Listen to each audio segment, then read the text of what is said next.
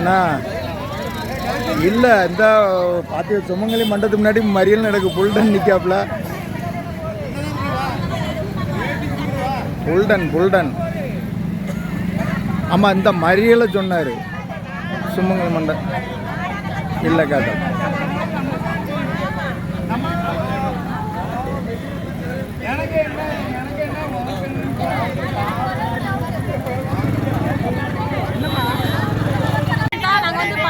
மக்கள் அவ்வளோ பேரும் எங்களுக்கு வந்து பின்னாடி காமராஜ் காலேஜுக்கு பின்னாடி தான் 50 வருஷ காலமா எங்க தாத்தா பாட்டி காலத்துல இருந்து நாங்க தண்ணி எல்லாமே அந்த சைடு தான் விட்டோம்.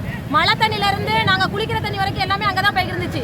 இப்போ புதுசா வந்து இங்க தண்ணி விடக்கூடாது அப்படின்னு சொல்லிட்டு எங்களோட பைப் லைன் அவ்வளோத்தையுமே கட் பண்ணது இல்லாம சிமெண்ட்டை வச்சு பூசி இன்னைக்கு நாங்க ஒரு சின்ன பிள்ளைக்கு ஒரு மேல் கலவுறதா இருந்தாலும் தண்ணி வெளியே போகாத அளவுக்கு அடைச்சு வச்சுட்டு போயிட்டாங்க. பச்சை பிள்ளைங்க முதற்கொண்டு எல்லாருக்குமே தண்ணி போகாத அளவுக்கு அடைச்சு வச்சுட்டு போயிட்டாங்க.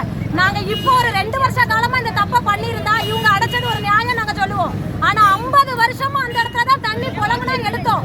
இப்போ ஏன் அடைச்சாங்க? எங்களுக்கு அந்த சைடு கால் வசதி வேணும். அடைச்சது யாரு? காமராஜ் காலேஜுக்காரவங்க. அவங்க வந்து இப்ப சொல்றாங்க எங்களுக்கு சட்ட ரீதியா நாங்க போயிட்டோம். நாங்க என்ன கேட்கணும், 50 வருஷ காலமா எங்க தாத்தா பாட்டி அதே இடத்துல விடும்போது உங்க சட்டம் வரலையா? இப்ப எப்படி அந்த சட்டம் வந்துச்சு நான் கேட்க போனா சரின்னு சொல்லலாம். தாமஸ் நகர் தண்ணி, புல்தோட்ட தண்ணி 1ஆம் நம்பர்ல இருந்து 6ஆம் நம்பர் இப்படி எல்லா தெரு தண்ணி மட்டும் தாங்க வருது. 6ஆம் நம்பர் தண்ணி மட்டும் போகல. அப்ப அத்தனை மக்கள் தண்ணி போகும்போது எங்க போக அந்த தண்ணி? எங்க போக அந்த மக்களுக்கு முடிவுதான் என்ன? மழை வந்தா போறதுக்கு வசதி இல்ல, ஒரு தண்ணி வந்தா போறதுக்கு வசதி இல்ல. 50 வருஷமா எங்க தாத்தா பாட்டி காலத்துல இருந்து விட்ட வசதி இப்ப ஏன் இல்ல?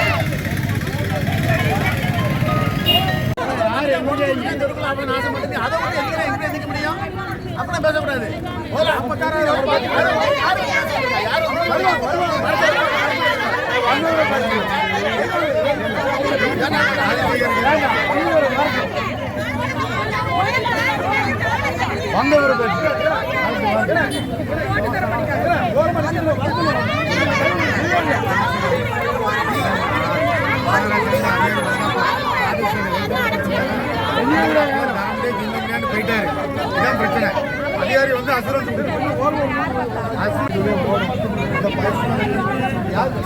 மாநகரத்துக்கு போட்டு ஆட்டோ